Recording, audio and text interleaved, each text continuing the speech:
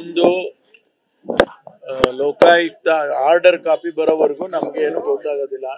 ಪೂರ್ತಿ order copy ಬಂದ ಮೇಲೆ ನಾವು ಓದ್ಕೊಂಡು ಆನಂತರ ರಿಯಾಕ್ಟ್ ಮಾಡ್ತೇನೆ.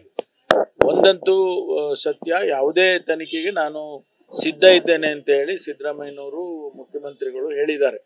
ಹಾಗಾಗಿ ಯಾವ ರೀತಿ ತನಿಖೆ ಆಗಬೇಕು ಅದೆಲ್ಲ ಆರ್ಡರ್ ಬರಲಿ, ಅವ್ರೇನು ಡಿಫೈನ್ ಮಾಡಿದ್ದಾರೆ ನೋಡೋಣ. ಒಂದು.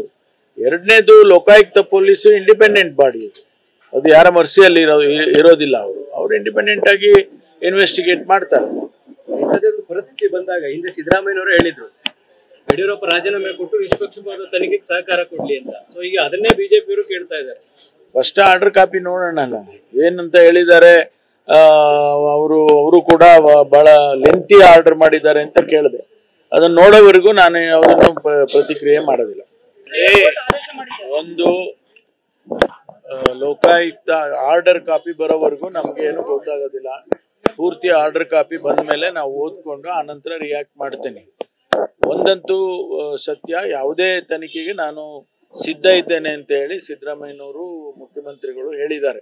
ಹಾಗಾಗಿ ಯಾವ ರೀತಿ ತನಿಖೆ ಆಗಬೇಕು ಅದೆಲ್ಲ ಆರ್ಡರ್ ಬರಲಿ, ಅವ್ರೇನು ಡಿಫೈನ್ ಮಾಡಿದ್ದಾರೆ ನೋಡೋಣ. ಒಂದು.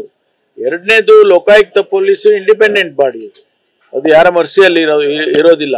ಅವರು ಇಂಡಿಪೆಂಡೆಂಟ್ ಆಗಿ ಇನ್ವೆಸ್ಟಿಗೇಟ್ ಮಾಡ್ತಾರೆ.